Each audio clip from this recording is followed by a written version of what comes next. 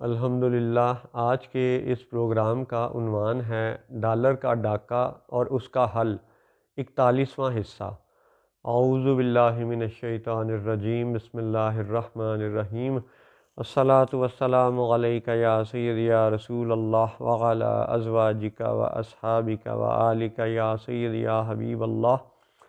الحمدللہ آج بروز جمعۃ المبارک 9 رمضان المبارک 1444 ہجری ہے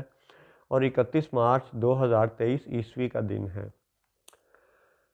حضور نبی اکرم صلی اللہ علیہ وسلم نے آج سے لگ بھگ 1400 سال سے زیادہ قبل یہ فرمایا کہ قرآن پاک کی سورۃ الکہف یہ یاجوج اور ماجوج کے فتنوں کے بچنے کے لیے ایک اہم صورت ہے۔ اس کی تلاوت کا خصوصی طور پر جمعے والے دن کا فضیلت بیان کی گئی کہ جمعے والے دن سورۃ الکہف پڑھیں تو اس کے زیادہ اثرات ہیں، زیادہ فائدے ہیں۔ اور آج جو ہم دیکھتے ہیں کہ حضور صلی اللہ علیہ وسلم کی سورۃ الکہف کے متعلق جو حدیث ہے وہ بھی پوری ہوتی دکھائی دیتی ہے، اور جو یہ فرمایا حضور نے کہ یہ المسیح الدجال کا فتنہ، یہ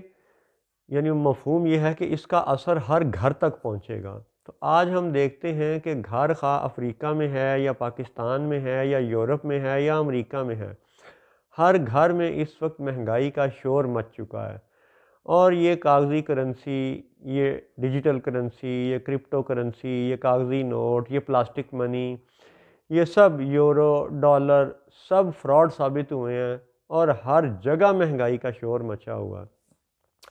یہاں پہ آج اس مارچ میں $1 کے بدلے میں تقریباً 285 پاکستانی روپے کا یہ معاملہ لین دین چل رہا ہے، جو کہ ظلم ہے، دھوکہ ہے، ڈاکہ ہے۔ لیکن جو لوگ یورپ میں رہ کے یورو کما رہے ہیں اور جو امریکہ میں رہ کے ڈالر کما رہے ہیں، وہ کیوں رو رہے ہیں؟ اس کا مطلب ہے کہ اگر یہ مہنگائی عالمی سطح پر ہے تو اس عالمی سطح کی مصنوعی مہنگائی میں ایک بہت بڑا دجل چھپا ہوا ہے۔ اور حضور صلی اللہ علیہ وسلم نے جس صورت کو یاجوج اور ماجوج کے زمانے کے حوالے سے اہم قرار دیا ہے، آج ہمیں حل بھی اسی صورت میں سے ملے گا انشاءاللہ۔ دیگر آیات میں بھی ہے، دیگر صورتوں میں بھی ہے، لیکن بالخصوص سورۃ الکہف کا تعارف آج کے اس پروگرام میں پیش کرنے سے پہلے آپ یہ دیکھیں کہ اگر ساری دنیا میں اس وقت مہنگائی کا شور مچا ہے تو چند مہینے پیچھے چلے جائیں، وہی فصلیں اگ رہی تھیں، وہی سودا لیا دیا جا رہا تھا، خرید و فروخت تجارت جاری تھی۔ جو چیز ہم 100 روپے کی خرید رہے تھے آج ہم 300 روپے کی خرید رہے ہیں، 400 روپے کی خرید رہے ہیں۔ چیز تو وہی ہے، خریدنے والا بھی وہی ہے، بیچنے والا بھی وہی ہے، تو پھر اچانک یہ دھوکہ کیا ہے کہ 100 روپے کی چیز 300 میں کیوں مل رہی ہے، 100 روپے کی چیز 400 روپے میں کیوں مل رہی ہے؟ اس میں بنیادی جو دجل ہیں وہ کئی نکات پچھلے پروگراموں میں بیان کیے گئے۔ آج کے اس پروگرام میں یہ نقطہ آپ جان لیں، سمجھ لیں کہ کرنسی جو ہے اس کے لیے ایک بنیادی شرط یہ ہوتی ہے کہ کرنسی کی شیلف لائف لانگ ہونی چاہیے، یعنی طویل العمر ہونا چاہیے۔ کرنسی ایسی چیز کو ہونا چاہیے، رقم مال وہ جو جس کو بنیاد بنا کے لین دین کرنا ہے، جو مینز آف ایکسچینج ہے، وہ ایسی پائیدار چیز ہونی چاہیے کہ جو لمبی مدت تک صحیح سلامت رہے۔ صدیوں پہلے سے جو بارٹر ٹریڈ کا تصور رہا دنیا میں، اور پھر آہستہ آہستہ سونے اور چاندی کی کرنسی آئی، مختلف ملکوں میں مختلف صدیوں میں نمک یا گندم یا کھجور کو بطور کرنسی استعمال کیا جاتا رہا، تو ان سب میں ایک کامن مشترکہ پہلو یہ ہے کہ کرنسی کی شیلف لائف لانگ ہونی چاہیے۔ مثال کے طور پہ آپ یہ دیکھیں کہ صدیوں پہلے خطہ عرب سے تاجر یورپ جایا کرتے تھے عود اور دیگر چیزیں بیچنے کے لیے، تو اب اگر وہ عرب سے چلتے اور یورپ پہنچتے اور کرنسی کے لیے انہوں نے مثال کے طور پر کیلا ایک پھل ہے یا جاپانی پھل ایک پھل ہے وہ رکھا ہوتا، یا امرود ایک پھل ہے وہ رکھا ہوتا، تو کیا اس عرب سے یورپ جانے میں اور پھر یورپ سے واپس آنے میں وہ کیلا یا امرود یا جاپانی پھل، ٹھیک ہے، جسے سوات کے لوگ املوک کہتے ہیں، تو کیا یہ پھل اتنا عرصہ صحیح سلامت رہتے؟ کیا آنے اور جانے میں یہ خراب نہیں ہو سکتے تھے؟ ہو نہیں جاتے؟ ہوتے ہیں۔ اس کا مطلب ہے امرود ہو، املوک ہو، کیلا ہو، اس طرح کے پھل، اس طرح کی کاموڈیٹی یہ بطور کرنسی رائج نہ ہو سکی تھی، نہ ہو سکتی ہے، نہ آئندہ ہو سکے گی، کیونکہ اس کی شیلف لائف نہیں ہے۔ شیلف لائف کے حوالے سے آپ دیکھیں، نمک اگر آج رکھا ہوا ہے تو وہ سال بعد بھی نمک ہی ہے، خراب نہیں ہوگا۔ چاول آپ آج رکھ دیں تو وہ 2 سال بعد بھی چاول ہی ہیں، وہ خراب نہیں ہوں گے۔ کھجور آج آپ رکھ دیں، وہ آج بھی کھجور ہے، وہ سال بعد بھی کھجور ہے۔ زیادہ سے زیادہ وہ تھوڑا سا خشک ہو کے چھہارے کی شکل اختیار کر لے گی، لیکن سٹل وہ قابل استعمال ہے، ٹھیک ہے، ایڈیبل ہے، کھانے کے لائق ہے، اسے بطور غذا استعمال کیا جا سکتا ہے۔ یعنی شیلف لائف لانگ ہونا یہ ایسی بنیادی شرط ہے کہ جس کے اوپر آج کا یہ پیٹرو ڈالر کا دھوکہ، یہ دجل، یہ پورا نہیں اترتا۔ یعنی پیٹرول کو آپ دیکھیں، پیٹرول خواہ کیروسین آئل ہو، خواہ وہ ہائی آکٹین ہو یا سپر پیٹرول ہو، کوئی بھی آپ دھوپ میں رکھ دیں، چھاؤں میں رکھ دیں، 1 گھنٹے بعد دیکھیں، 1 دن کے بعد دیکھیں، 2 دن کے بعد دیکھیں، 1 مہینے کے بعد دیکھیں، وہ پیٹرول کیا اتنا لانگ لائف ہے کہ وہ سسٹین کرے گا؟ جب تک کہ اس کو اسپیسیفکلی کوئی موسم کے حساب سے گرم سرد کچھ کنٹینر یا حفاظت اس کی نہ کی جائے، اسپیسیفکلی اس کو کچھ انتظام نہ کیا جائے محفوظ کرنے کا،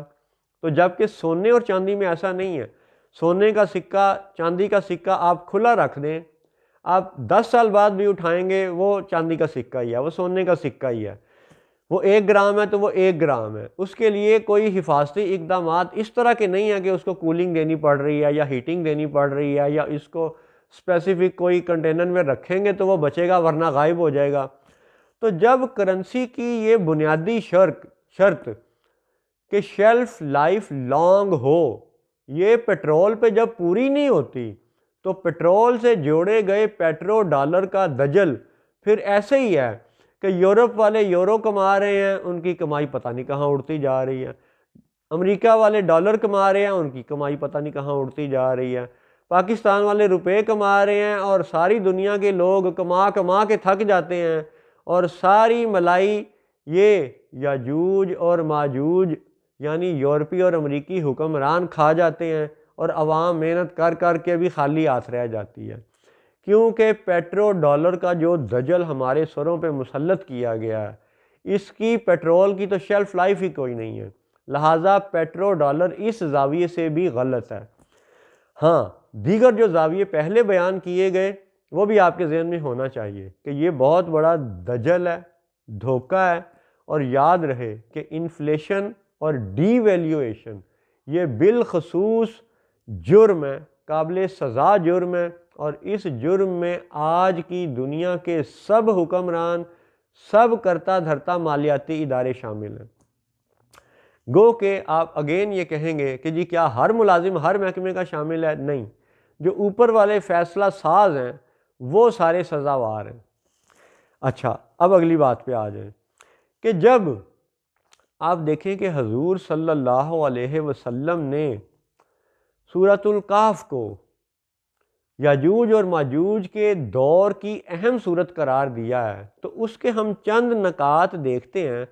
پھر انشاءاللہ قدم قدم اگلی باتیں بھی کرتے چلے جائیں گے۔ آپ یہ غور کریں کہ آج کا جو مالیاتی نظام ہے پوری دنیا کا، وہ کن لوگوں کے ہاتھوں میں ہے؟ ان لوگوں کے ہاتھوں میں ہے کہ جو خود کو بنی اسرائیل کہلوانا پسند کرتے ہیں، ان کا دعویٰ ہے کہ وہ بنی اسرائیل میں سے ہیں، اور وہ حضرت موسیٰ علیہ السلام کی 10 کمانڈمنٹس، 10 احکامات کا بھی ذکر کرتے ہیں، اور 1 گلوب، 1 ارتھ، 1 فیملی، 1 فیوچر کی بھی بات کرتے ہیں۔ لیکن دلچسپ حقیقت یہ ہے کہ 1 کرنسی کی بات نہیں کرتے کہ 1 USD is equal to 1 Pak rupee, 1 Pak rupee is equal to 1 euro, 1 euro is equal to 1 Bangladeshi taka, یہ بات نہیں کرتے، کیونکہ یہ ان کا ایسا فتنہ ہے، یہ ان کا ایسا دجل ہے، ایسا جادو ہے جس کا اثر آج دنیا کے ہر گھر پہ ہے، ایشیا کے گھر پہ، افریقہ کے گھر پہ، یورپ کے گھر پہ، امریکہ کے گھر پہ، آسٹریلیا کے گھر پہ۔ یعنی آج حضور صلی اللہ علیہ وسلم کی اس حدیث پاک کا عملی مفہوم ہم دیکھ رہے ہیں کہ 10 کمانڈمنٹس کی بات کرنے والے،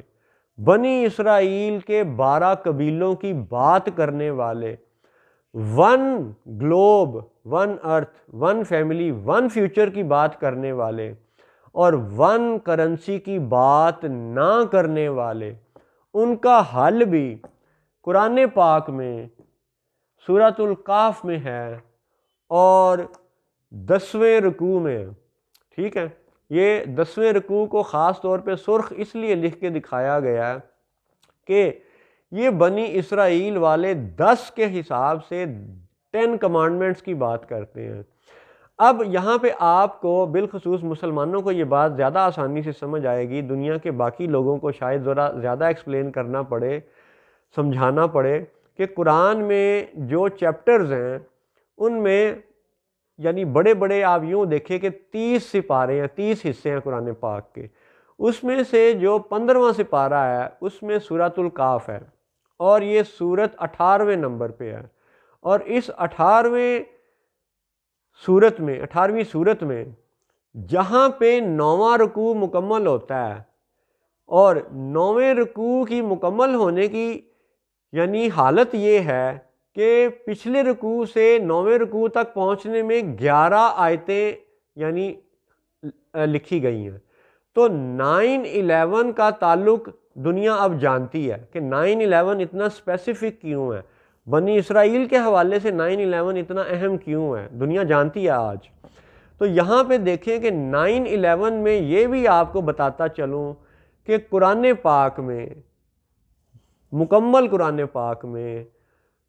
ٹوٹل ایسی 9 آیات ہیں جن کے اندر المسیح الف لام کے ساتھ، المسیح الف لام کے ساتھ 11 مرتبہ ذکر ہے المسیح عیسیٰ بن مریم علیہ السلام کا۔ تو کیا یہ سب باتیں آپ کو ایک اشارہ بتاتی ہیں، دکھاتی ہیں؟ پھر آ جائیں کہ یہی رکوع جو کہ سورۃ الکہف کا 9واں رکوع ہے، یہ 15ویں سپارے کا 21واں رکوع ہے، تو کیا آج ہم 21ویں صدی میں نہیں بیٹھے ہوئے؟ اچھا، پھر جو خصوصی طور پہ بنی اسرائیل کی اس کرنسی اور فاریکس اور والمیسر کے دجل کا جو حل ہے وہ 10ویں رکوع کے اندر ہے۔ 9ویں سے 10ویں رکوع پہ جب پہنچتے ہیں تو سورۃ الکہف کا 10واں رکوع بنتا ہے، اور یہاں سے 9ویں رکوع سے 10ویں رکوع تک پہنچنے میں 12 آیتیں ہیں۔ تو اب آپ یہ دیکھیں کہ 12 وہ بنی اسرائیل والے 12 قبیلوں کا ذکر کرتے ہیں، وہ ہم بھی مانتے ہیں کہ وہ 12 قبیلے تھے، لیکن حضور صلی اللہ علیہ وسلم ہمارے نبی، ساری بنی نوع انسان کے نبی، تمام مخلوقات کے نبی،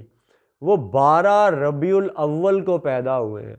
تو ہمارے لیے یہ 12 بنی اسرائیل کے قبیلوں کی نسبت سے بھی اہم ہے، اور یہ 12 حضور صلی اللہ علیہ وسلم کی پیدائش کے حوالے سے بھی اہم ہے،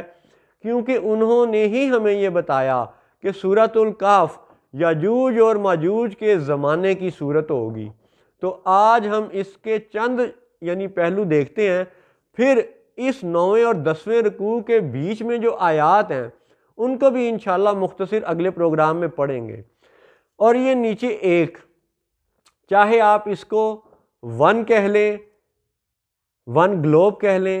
1 ارتھ کہہ لیں، 1 فیوچر کہہ لیں، تو پھر 1 کرنسی بھی کہیں، اور ہمارے مسلمانوں کے زاویے سے اس 1 کے کئی مطلب ہیں۔ ایک مطلب ہے کہ یہ 16ویں سپارے کا پہلا رکوع ہے،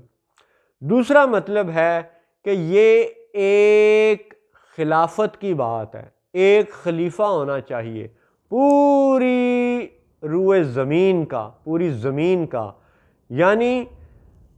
جب اللہ تعالیٰ نے سیدنا آدم علیہ السلام کو تخلیق فرمایا تو فرمایا کہ میں اس کو خلیفہ بنانے لگا ہوں. ٹھیک ہے،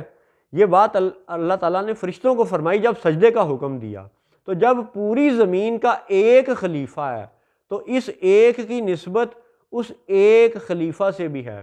کہ خلافت میں خلیفہ ایک ہونا چاہیے. یہ صوبائی اسمبلیاں، یہ قومی اسمبلیاں، یہ سینٹ، یہ دجل نہیں ہونے چاہیے. ٹھیک ہے، اس کو آگے ہم مزید انشاءاللہ بات کریں گے. تو سورۃ الکہف کے یہ حقائق اگر آپ کو سمجھ آتے ہیں